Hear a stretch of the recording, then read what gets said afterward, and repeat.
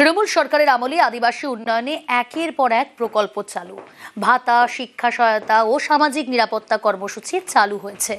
সোমরাজ রয়েছে আমার সঙ্গে। সোমরাজ, 2011 সালের পর থেকে রাজ্যে আদিবাসী সম্প্রদায়ের উন্নয়নে নানান কর্মসূচি, 2013 সালে আদিবাসী সম্প্রদায়ের সামগ্রিক উন্নয়নে ট্রাইবাল ডেভেলপমেন্ট ডিপার্টমেন্ট গঠন করা হয়।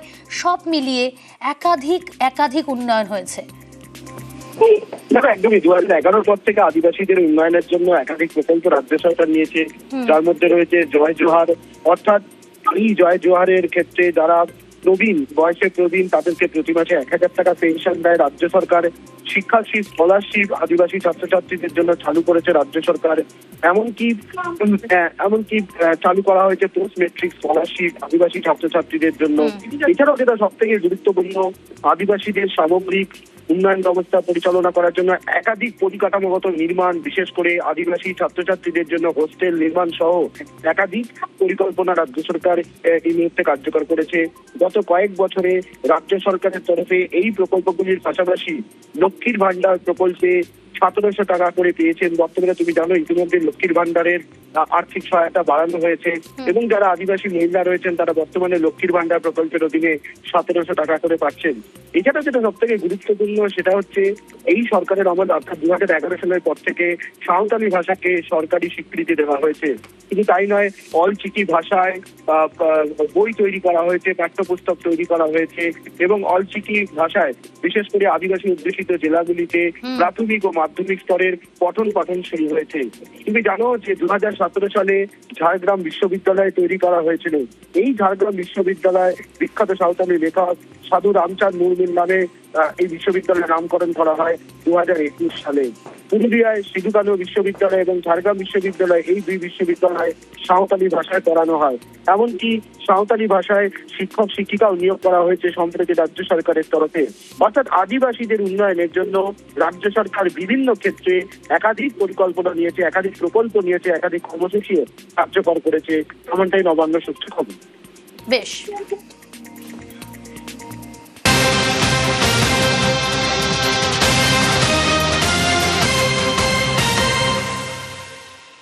এবার রাষ্ট্রপতিকে আদিবাসী উন্নয়ন রিপোর্ট। রাষ্ট্রপতি রাজ্য সংঘাতের মাঝে পাল্টা কৌশল তৃণমূল কংগ্রেসের। এবার রাষ্ট্রপতিকে আদিবাসী উন্নয়ন রিপোর্ট। আবির রয়েছে আমার সঙ্গে। কি পাল্টা কৌশল তৃণমূলের, আবির? দেখো, কিছুক্ষণ আগেই মঞ্চ থেকে বীরবাহা হাসদা মমতা বন্দ্যোপাধ্যায়ের কাছে তিনি আবেদন করেন যে আদিবাসী সম্প্রদায়ের বা জনজাতি সম্প্রদায়ের যারা জনপ্রতিনিধিরা রয়েছেন বা সাংগঠনিক কাজে যারা রয়েছেন তারা বিজেপি শাসিত বিভিন্ন রাজ্যগুলোতে যেতে চান এবং রাজ্যের যে কাজ হয়েছে আদিবাসী জনজাতি সম্প্রদায়ের উন্নয়নের জন্য সেই সংক্রান্ত তালিকা তারা সেখানকার মানুষের কাছে জমা দেবেন। বীরবাহার বক্তৃতার মাঝেই তাকে থামান মমতা বন্দ্যোপাধ্যায় এবং তিনি উল্লেখ করেন যে তোমার আবেদন আমি মঞ্জুর করলাম, তোমরা যাবে বিজেপি শাসিত রাজ্যগুলোতে, সেখানে মানুষের কাছে তুলে দেবে আদিবাসী সংক্রান্ত উন্নয়নের পাঁচালী। একই সঙ্গে তোমাকে জানিয়ে রাখি, ইতিমধ্যে তৃণমূল কংগ্রেসের সংসদীয় দলের তরফ থেকে ইতিমধ্যেই রাষ্ট্রপতির কাছ থেকে অনুমতি চাওয়া হচ্ছে। 10 জন সাংসদ তারা সেখানে যেতে চান এবং তারা সেখানে গিয়ে যে আদিবাসী জনজাতি সম্প্রদায়ের জন্য যে সমস্ত কাজ করা হয়েছে সেই সমস্ত কাজের তালিকা তারা তুলে ধরবেন।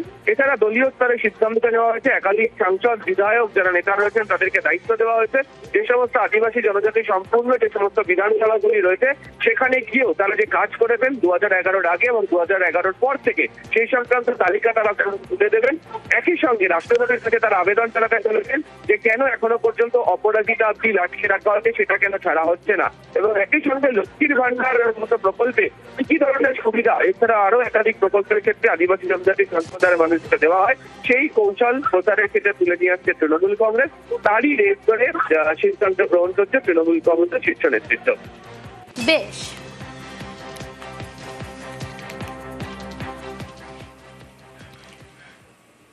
মেয়াদ শেষের আগেই আচমকা রাজ্যপাল পদে ইস্তফা। পদত্যাগের পর কলকাতায় ফিরে প্রথম প্রতিক্রিয়া সিভি আনন্দ বোসের।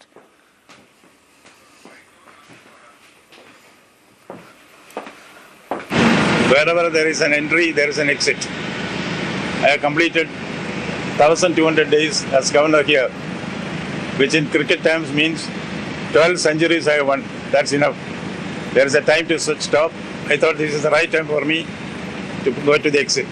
Rules of the game is also knowing when to end the game. When there is an entry, As governor, I knew there will be an exit. I was given an opportunity to decide for myself. I decided it's better to resign. The reasons for this will remain confidential till the right time comes.